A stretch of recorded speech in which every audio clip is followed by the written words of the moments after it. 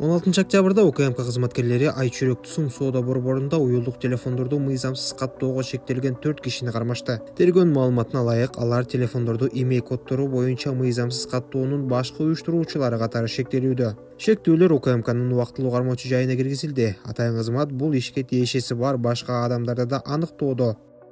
Телефондорду бажы процедураларын кыйгап өтүп каттаган фактылар көбөйдү. Айрым адамдар талаптарды бузуу менен уюлдук телефондорду башаламан каттоо схемасын уюштуруп, ал массалык мүнөзгө ээ боло баштаган. Каттоо өздөрүнүн макулдугу жок кыргызстандыктардын жана чет өлкөлүктөрдүн атына катталып келген.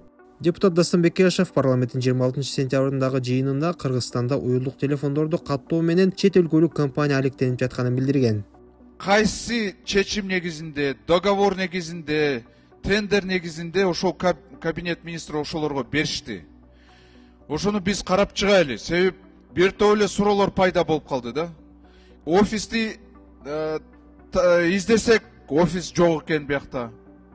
Ким ошону каттоону кылып атат, ким каражатты жарандардан алып атат, түшүнүксүз болуп калды да. Мало того, что иштебейт алар. Жакшы иштебей жатышат да.